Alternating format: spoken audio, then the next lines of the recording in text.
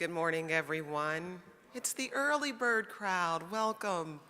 And give yourselves a big, yes, absolutely. Absolutely. Well, it's day 3 of SphinxCon 2014. We have a full day ahead of us, half day, and we want to remind you, of course, that the Sphinx Finals competition is this afternoon at 2 o'clock. If you have the opportunity to attend, it is worth the trip. Some really talented young people will be competing this afternoon. We hope to see you there. We also want to remind you that you have comment cards in your packets, and we really would love for you to fill those out. It will help Sphinx shape next year's SphinxCon, and that's really useful information for them to have. So let's start with our first speaker. He is regarded as one of the world's leading scholars on music and culture in the Guinea Coast region of West Africa. At the University of Michigan, he established the Arts Consortium, a group of 15 administrators who lead the university's arts initiatives. He questions whether there is true appreciation for the importance of the arts in the lives of children and young people. He currently serves as the Senior Vice Provost of Academic Affairs at the University of Michigan. Please welcome Lester Monts.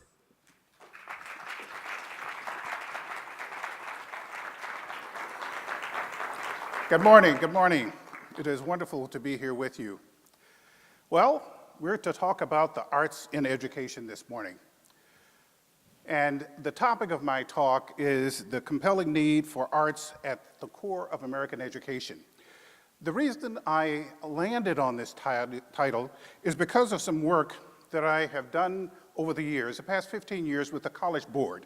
Now, most of you are familiar with the College Board, whether you know it or not. Your kids probably took the SAT, or they participated in advanced placement courses. Well, the College Board is known for much more than that. They offer a whole series of programs and services to colleges and universities. And it is the one organization, educational organization, that really does bridge secondary schools or K-12 schools with colleges and universities. Right? So I have served on various bodies of the College Board with the Academic Assembly Council, where I served as chair, and then went on to serve as chair of the Board of Trustees. And during that time, I launched, along with the president of the College Board, Gaston Caperton, who was the former governor of West Virginia, the National Task Force on the Arts in Education. And this task force was put together because we thought that the College Board, with all of its influence in the United States, that we had not really crossed that bridge to really embrace the arts. Now, we do have advanced placement courses in music theory and art history, but to really enhance and embrace the arts, we hadn't crossed that bridge.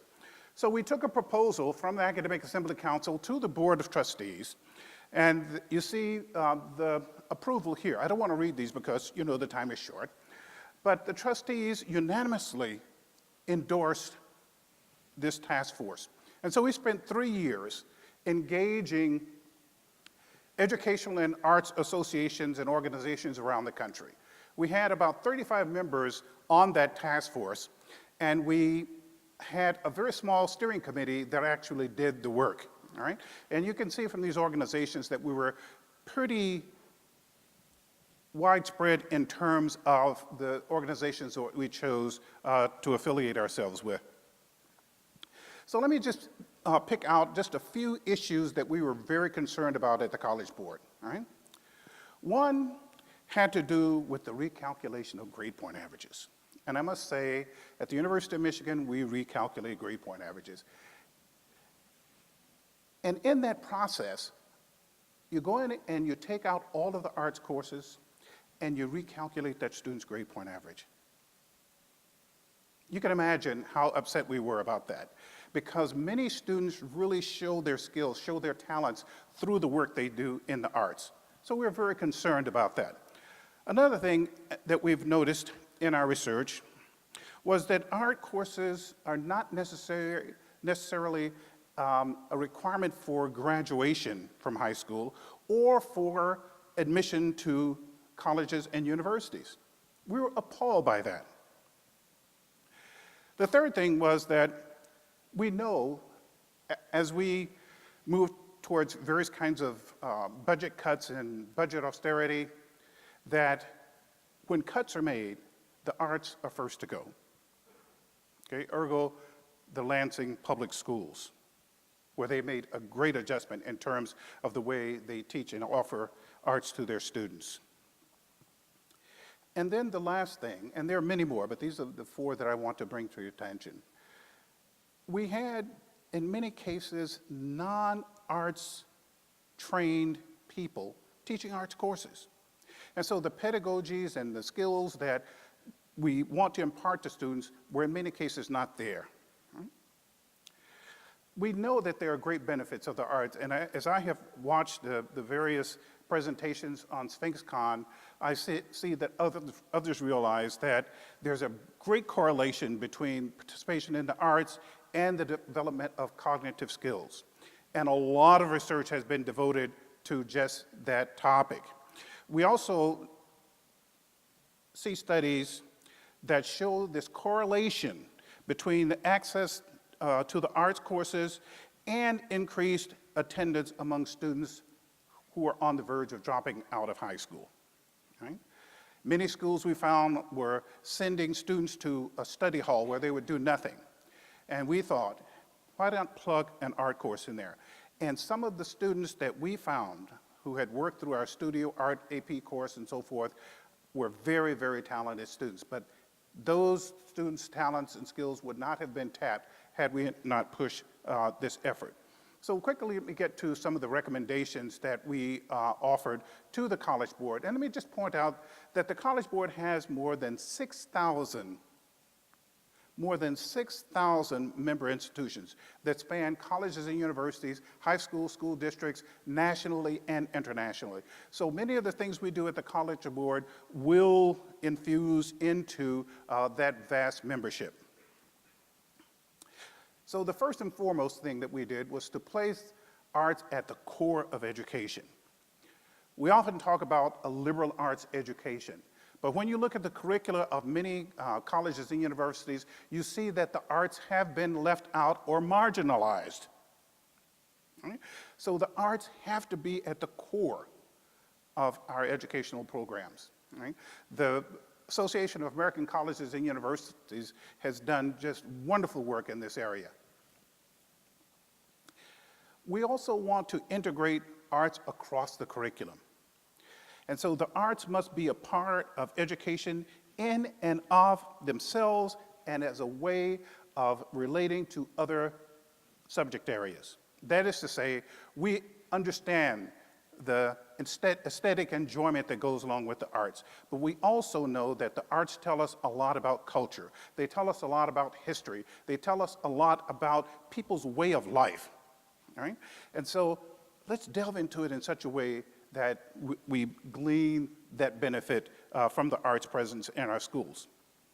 And you see these quotes here, and I'll use these quotes on several slides. These are quotes that came from students who are actually participating in arts program at schools around the country. Encourage student creativity. All right? I was just absolutely amazed. You can see from this gray beard that it's been a long time since I've been in high school. All right? But the fact is that these students are doing magnificent work. With the College Board, we found at our regional and national conferences that we had these big blank spaces in our program booklet. We say, why not provide that space for students who are in our studio arts programs? And so here's a student from Texas who provided this drawing. Right? And you can see the quote from the students that this is very meaningful to them. Here's another piece by a student in our Art Studio AP course. Again, here from California. Right? Promoting the arts for underserved students. If you're really appalled by the general state of the arts in American education K through 12, you would be even more appalled by the arts situation in many of our urban and rural schools. They're almost non-existent. Right? or, as I said before, very marginalized. Right? And I compare it to my high school experience, where I went to segregated schools in Little Rock, Arkansas in the 1950s and early 60s. In that high school, all black, I took private conducting lessons with my band director. I had private trumpet lessons. I also took courses in music history and a wonderful course called Fine Arts Survey. You know, and this is in 1962, 63. We can do better than that by promoting the arts in these schools, where the arts would serve as inspiration for students who want to move into a career in the arts or want to move into a college experience majoring in the arts. So let's give students an outlet for creativity and expression in the classroom where it can be educational. Building partnerships. The College Board, again, is not an arts organization per se, but it has major influence on education in the United States and abroad. On our task force, we had Dick Deasy, who was the past director of the arts education. And he said the College Board is perhaps the entity that could provide a leadership role to modifying the practices of colleges and universities. And that is to say, how do we move colleges and universities to the point that they integrate the arts into curricula across their various educational programs? Establishing a global perspective was another area we reached into. And let me just say that we know that we're experiencing these changing demographics that compel us to look at what various groups are bringing into our society. And as we embrace all that they bring, we must embrace the arts that they bring. As a nation, we constantly seek ways to become partners and competitors in a global economy. These past 10 years at the University of Michigan, our president has reached out to various parts of the world: China, Africa, India, Brazil. And each time she has done that, we have tried to couple some arts initiative with that. And so I encourage all colleges and universities that are involved in these global experiences for their students to make sure that they include the arts in those initiatives. Technology. I was at a conference just recently on MOOCing the liberal arts.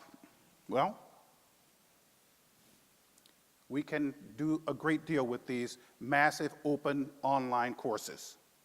How can we build and infuse the arts into these various kinds of open online courses that go out over the internet to all sectors of the planet?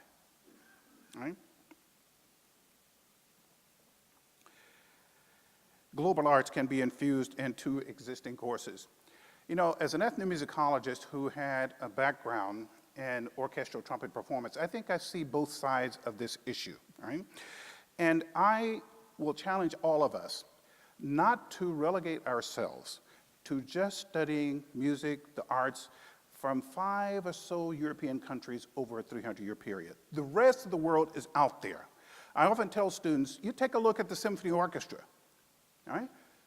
The xylophones and marimbas, they're not European. They're either African or Indonesian. The snare drum, the cymbals, the bass drum, those aren't European instruments. They come from the Middle East. We could go on and on with this. Double reeds are not common to Europe. They're from the Middle East. You know, we need to embrace all of that. 15 minutes goes by very fast. Professional artists. We have to take advantage of the artists in our midst. You know, we have Western, non-Western, popular music, popular art professionals in our midst, yet we're not taking advantage of them. Now, the school districts often say, well, they're not certified as teachers, but we can couple them with teachers in the schools to provide that kind of experience to our students. And as we go back to that other recommendation having to do with global arts, here's where we can pull these professionals into our classrooms to provide this opportunity to our students. Now, this last slide, you won't be able to read this, but it is a letter from Arnie Duncan. And this is to emphasize the importance of engaging our policymakers. The College Board has an office in Washington, D.C., and we're constantly lobbying federal agencies in terms of education in general. But here, Arnie Duncan is making a commitment to arts in education. And we're following up on this in a very meaningful way. So, in a nutshell, education is important to this country. It is very, very important. And the way we are moving forward at the College Board, the task force is over with, but we have what we call the Arts Academic Advisory Committee. And that committee is a freestanding, ongoing committee that allows us to continue to lobby the College Board and its trustees to infuse and enhance our arts programs to all of our member institutions and beyond. And so let's continue to move forward with arts in education. Thank you.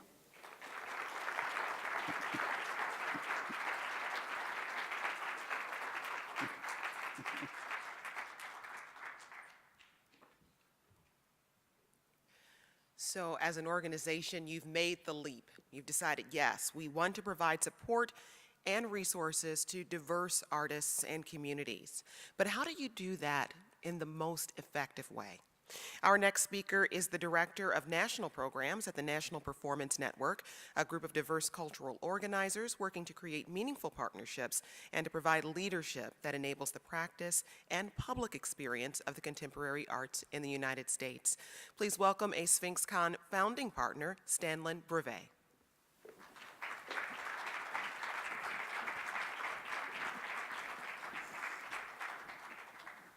Hi, good morning. Thank you, SphinxCon, for having me, and thank you all, although I can't see you, for waking up on this Sunday morning. Today I'm here to share the story of how my organization, the National Performance Network, or NPN, has for the past 3 decades intentionally structured the organization from top to bottom so that diversity in every sense of the word is reflected in the leadership, the makeup of its member organizations, and the artists supported. I would like to share a story as a case study of how simply working with intention can really make change over time. So the National Performance Network was created in 1985 to combat artistic isolation by connecting diverse artists from all corners of the US with arts organizations and communities from DC to Alaska. The mechanism was a network of 17 performing arts presenters called NPN Partners, who supported artists creating and touring contemporary work that challenged the status quo and advocated for social justice. The network developed as a response to the collapse of the NEA after the culture wars, when resources shifted away from individual artists. So NPN provided the structure of the network, subsidies to enable touring, and convenings that allowed for the network partners to come together to share and to learn.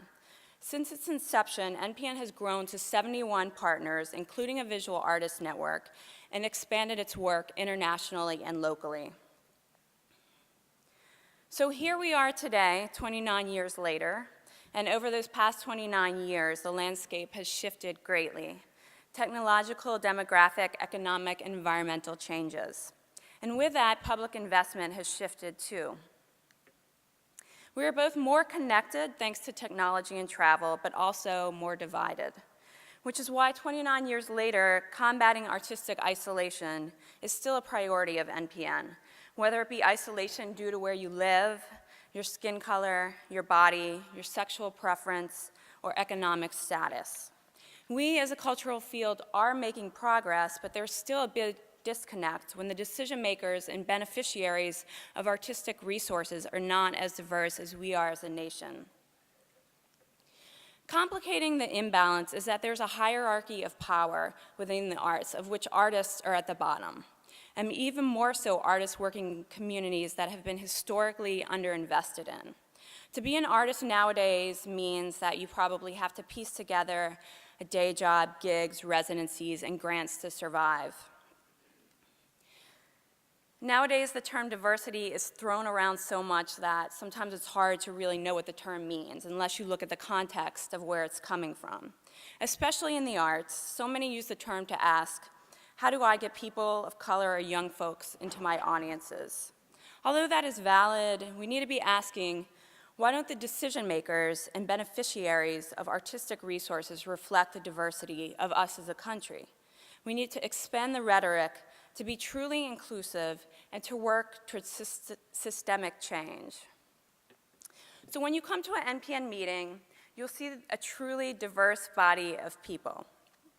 Artists, presenters, curators, dancers, performance artists, theater makers, ceramicists, painters, artists, administrators, just beginning their careers, veterans who have paved the way. All genders, sexualities, skin colors, geographies, ethnicities, physical abilities, religions, beliefs, and even food allergies. Now, this kind of diversity is expected. Why it is expected is because the diversity reflected at our conference is a direct result of the organization deciding to prioritize diversity decades ago. So the diversity of the network is now as central a focus as the art. And why? It's because art is not magically made. Art is made by artists. Artists are human beings, and human beings are diverse. So in order to build a diverse community, NPN has to approach it with intentionality. Diversity allows us to celebrate our differences while learning from and challenging each other towards progress. Our similarity is that we are all invested in the advancement of artists and see access to cultural experiences as a basic human right. So how do we know who is not at the table unless we first know who is there? You can't look at a person and know them. It takes time, or at least a long, long night at the bar, to really get to know a person. Not just their race, ethnicity, sexual preference, and politics, but their history, their struggles, their ancestors' struggles, their life experiences, what makes them them. There's much debate in the art world about how we measure, collect, and analyze data. You heard from Clayton yesterday. Demographics, qualitative versus quantitative, intrinsic value, stories of transformation, et cetera, et cetera. Personally, every time I fill out a demographic survey, I have an identity crisis, especially when limited to checking just one box. Which side of my family do I choose? And if I choose one, do I, as a person, adequately do justice to the whole demographic of that box? My first inclination is to rebel against the checkbox. We fight to break out of the box, no? But like creating a great work of art, you can't break the rules unless you first know how to use them. And so I reluctantly admit that yes, those boxes do have some value. They begin to tell a story. So how do we do it? It's pretty simple. NPN approaches diversity by embedding it in every aspect of the organization. Over the years, we've learned that in order to promote access and inclusion and to strive for equity, it is essential to be intentional about how our organizational structures are set.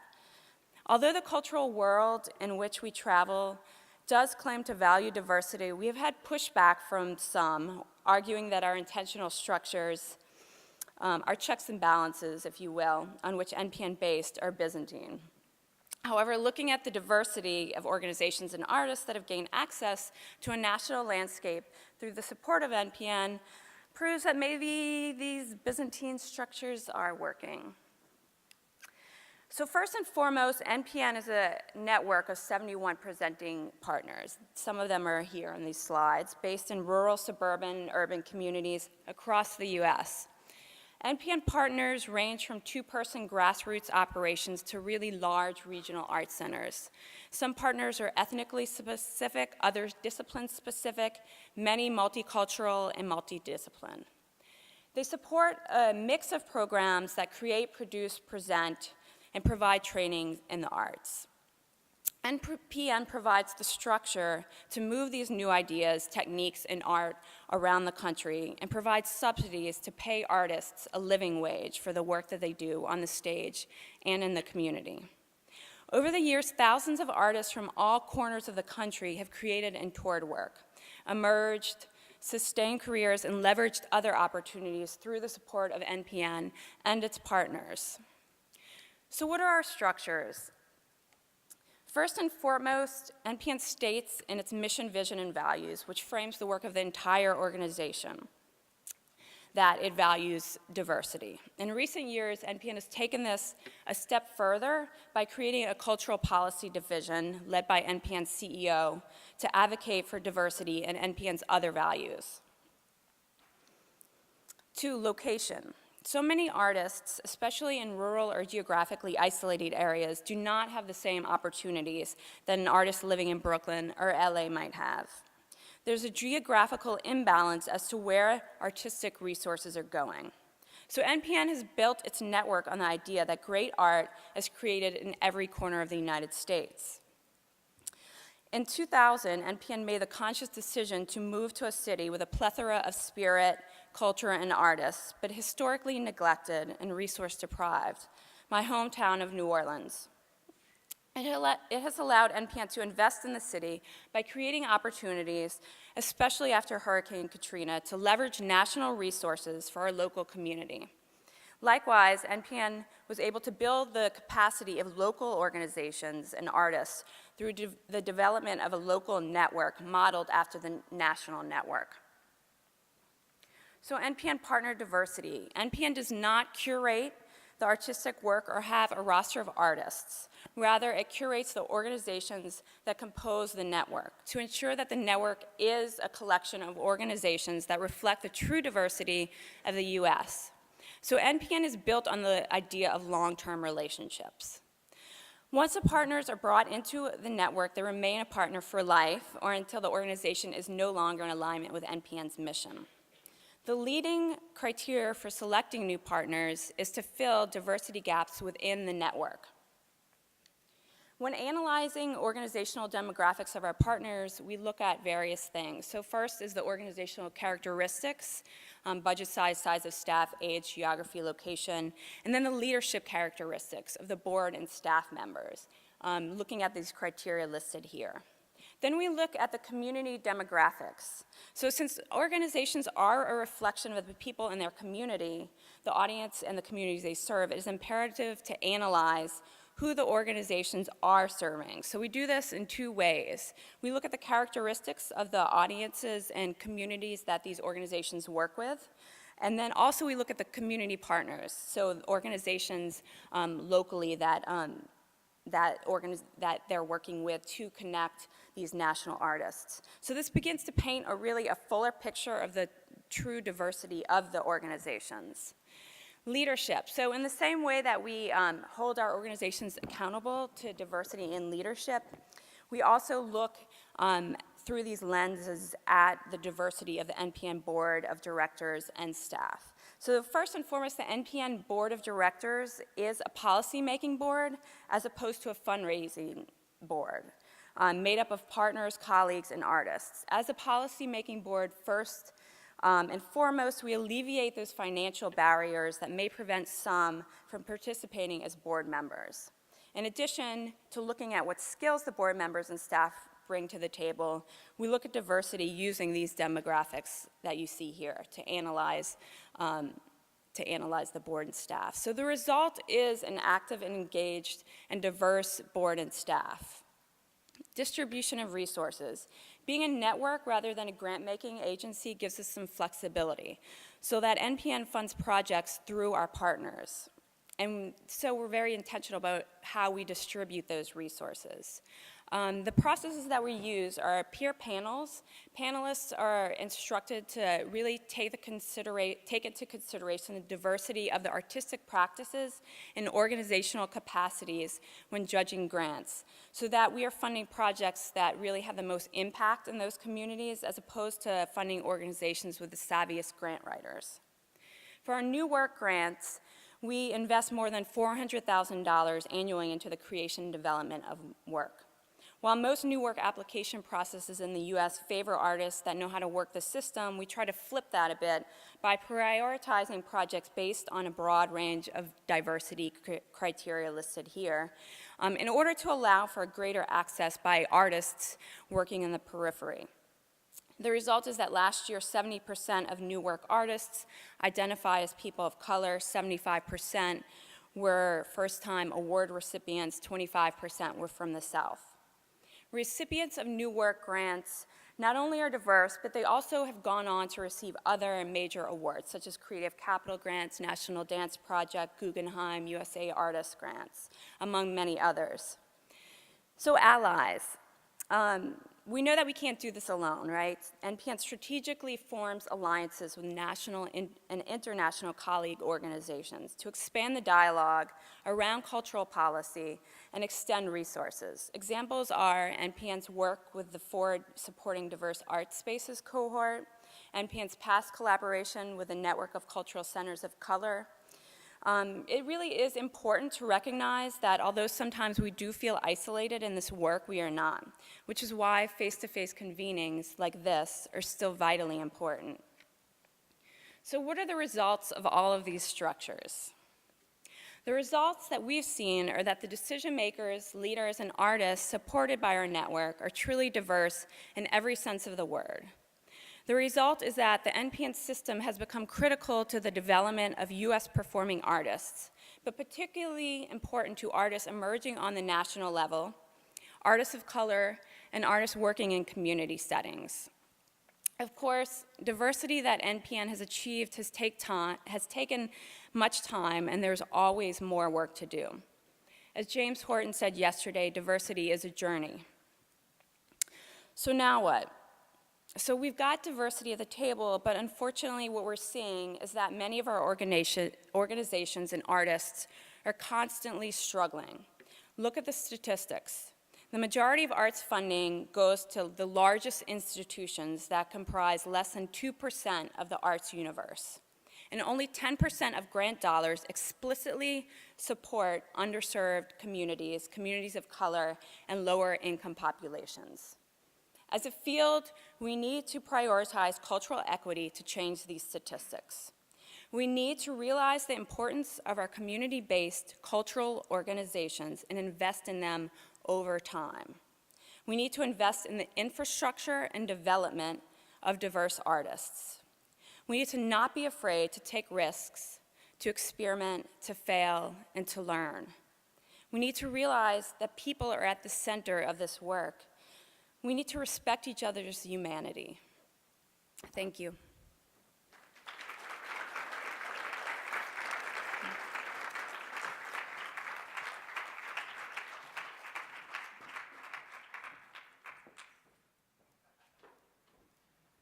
So we've spent the past few days looking at ways to best improve diversity and equity in the arts. But what if there isn't a solution? Our next speaker is Executive Director of the Michigan Council for Arts and Cultural Affairs and a member of the Board of Directors for the National Assembly of State Arts Agencies. Please welcome a SphinxCon founding partner, John Bracey.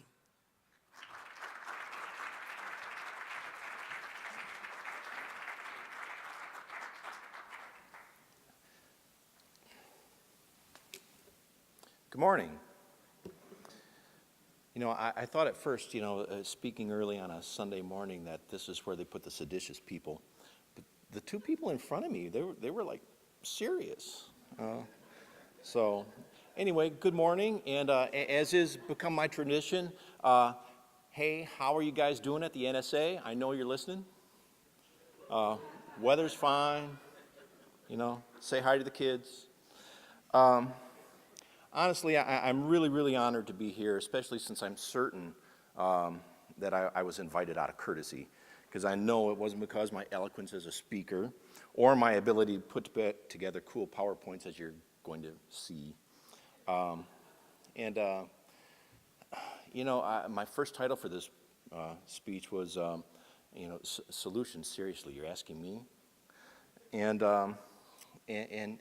And here's why. I worked really hard and kept throwing things out. And in terms of what I was going to say, and really, if you're expecting me or someone else to say, you know, X will solve problem Y, you know, I've got nothing. So here's what you get. You should be curious. You should be creative. You should be conscientious. You should use those critical thinking skills that I know that you learned when you were studying the arts, and the answers to your questions for your organization will come. Of course, that means I have 13 more minutes to kill, so, because that was it. That's kind of what I got.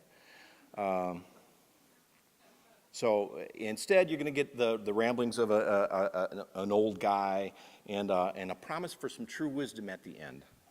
So there's a serious problem for me. I'm getting toward the end of my career, so I really don't have the time always to be real nice or dink around with you know, sugarcoating things. So I'm going to give you some rules to listen to me. First of all, let me see slide. I'm getting older, and I've been tracking this for some time. So you have to understand this to go any further, all right?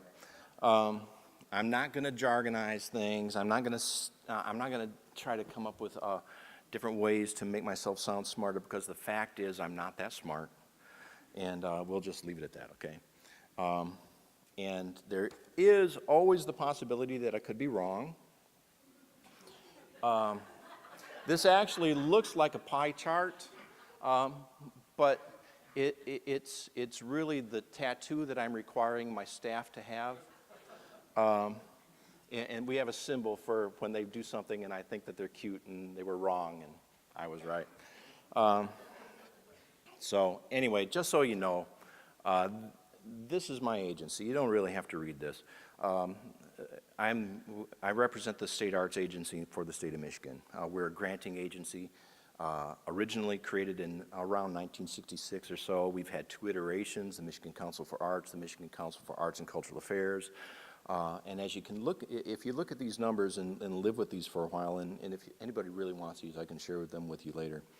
I think that you understand that state arts agencies across the nation aren't about trying to find the next Leonard Slatkin or Yo-Yo Ma or George Crumb or Romare Bearden or Martha Graham, Picasso, August Wilson, what have you. What we are about is making sure that our citizens have access to your products. And that's from Detour Village way up in the UP to Detroit. And we really expect the arts and cultural organizations to live up to those ideals and the ideals of diversity.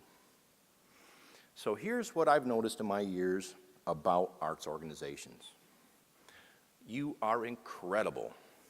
And without you, life would be even uglier than it tends to be, because humans can do horrible things to other humans. You are better than most of the other sectors in this nation at crossing forbidden borders, breaking down unbreakable barriers. You promote diversity through programming, etc. But you aren't necessarily the most diverse in terms of your boards or employees. You have to fix that. And you're also willing to jump on the bandwagon if you think it'll mean validation. We all want to be loved. Credibility, stability, or in other words, money. That means if some really smart person offers up some really smart book that says they have a solution for you, you're first in line to buy it. So solutions. Honestly, for me, solutions, the word sounds like snake oil. And I'm sure which is a lovely oil in and of itself. I know it probably lubes things all up. But really it's the claims that the snake oil salesmen make that I think should make you grab your wallet and run. Really, someone please tell me where the wisdom lies in accepting carte blanche what someone outside your community tells you about what your community needs, I suppose based on their taste, even if it's outside your mission. And that's not to say that you can't glean something of use out of anything that's said to you. And it's wonderful that people can share their solutions, but remember that it's their solutions. And I can tell you there's a really good chance that if you buy into someone's solution whole hog, you're on the road to some eventual trouble as an organization, especially if that solution lies outside your mission and you haven't done anything to change that as an organization. Can't really see very well, but I'm going to guess that not everybody's really buying this. So here are some tidbits of what I'm going to say are anti-wisdom that I've actually heard from various jargon peddlers in my career. And I'm going to tell you one story really quick. First, someone actually said there are too many nonprofits. You know, I don't really think that that's anyone's business who's in a, 80% of wisdom, honestly, is staying out of other people's business. The other 20%, I can't really fathom. I don't have the intellectual capacity to deal with that other 20%. But what do you suppose would happen to a policymaker in Washington or otherwise who said there are too many small businesses? Yeah, I don't think they would buck that incumbency trend, wouldn't they? They wouldn't be voted back in. Economic impact will save us. You know, it's a good thing. It's a tool. You have it. You do it. Work with it. It's not going to save you. You're going to save you. Creating new places will save us. No, it's the same thing. You've been doing this for years. You're creating places. You do your work to make sure that the citizens in your community, the 1 square mile of your universe, is the best that it possibly can be. You know, audiences are too old. Newsflash, every one of you are going to get older. And my guess is that your taste is going to change and that you're still going to be part of an audience, and somewhere 25 years from now, somebody's going to look at you guys that are out there that are 20 years old going, oh my God, listen to this old guy. They're going to think that you're too old too. The one that got me, though, is classical music is dead. And you know, XYZ, something is always dead, but classical music is dead. I actually sat down with a young person not too long ago, and he was so sincere and passionate that, and I don't really believe that there's any wisdom in crushing someone's passion, even if I thought it was misguided. Honestly, to myself while he was talking, I kept saying, I should kick his ass. He said, who wants to go, I'm serious, this is a quote, he said, who wants to go listen to Baroque music or bother with dead white guy composers and musicians playing 200-year-old music that have the same instruments that they used 200 years ago? Everyone knows classical music is dead. So the big part of my PowerPoint is young people who should just quit because everybody knows classical music are dead. This person should just quit. These people should just quit. Classical music is dead. Anyway, sorry, I don't mean to rant too much. So let me tell you what I believe about a diversity solution. Just like any other solutions, we all want a solution, and we want it now. And although sometimes I really do believe that we want it handed to us just so that we can focus on our real work. And I really wish I could hand it to you. You know, I wished I had the words. It's probably my biggest failure is not being able to say the right things at the right time that would solve everybody's issues. So here, and please, forgive me if I offend you. Here are my observations about our field and diversity as it stands right now. We've allowed, or you have allowed, salesmen of the next miracle solution to diminish the issue of diversity. We've allowed them to jam it into February, jam it in from September 15th to October 15th or March, what have you. Those are all like special months. And by doing that, we've allowed them to impose a calendar that actually controls your programming instead of your own mission controlling your programming. You know, there's something inherently wrong with that.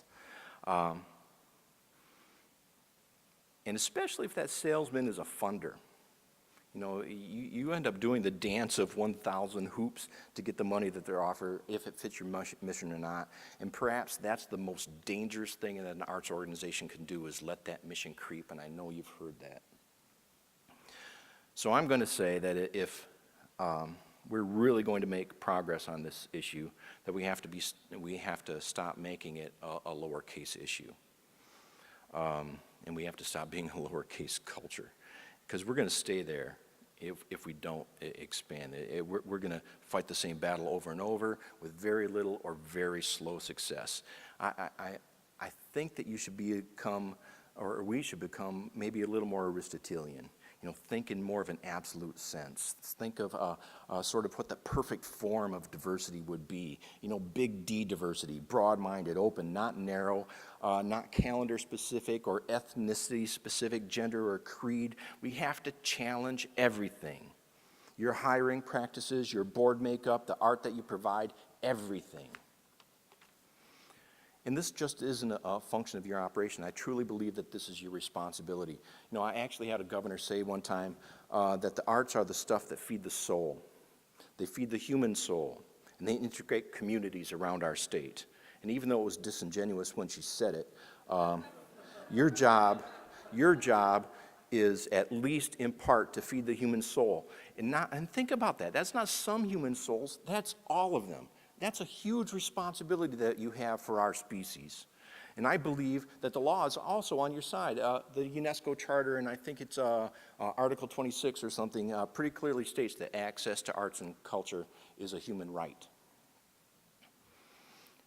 I think that establishes the responsibilities of government to assist you in providing that access, which are the grants we give. But we're dropping the ball in terms of the level of that support. You know, arts thrive on risk, and you heard the previous speaker say that. That means you are going to fail, and God knows I feel like a failure most days. You know, it doesn't stop me from getting up in the morning and going to work and banging my heart on the wall the next day too, and I've been doing it for a number of years.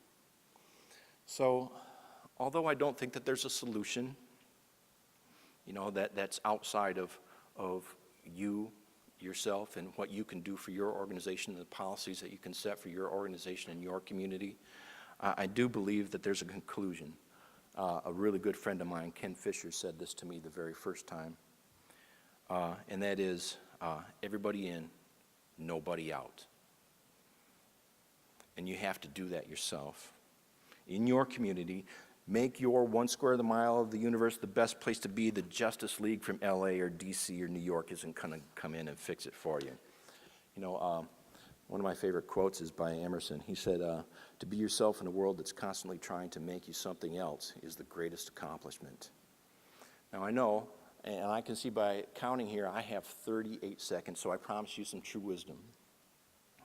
And if she knew I was doing this, she would kill me. Honestly, I may not go home. True wisdom.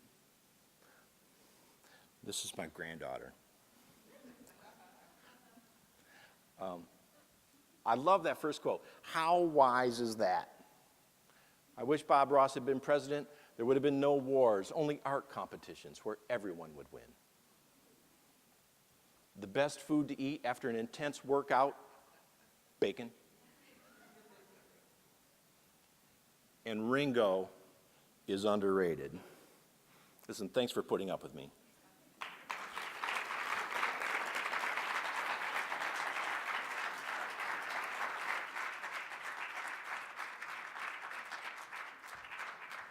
So that wraps up our first session for today. We're going to take a 10-minute break. Of course, lights? Sorry? Oh. I was like, bingo, what's happening? There's coffee next door, water. Take this time to do a little more networking, and don't forget to fill out your comment cards so next year's SphinxCon can be shaped to your needs. So we'll see you back here in just about 10 minutes.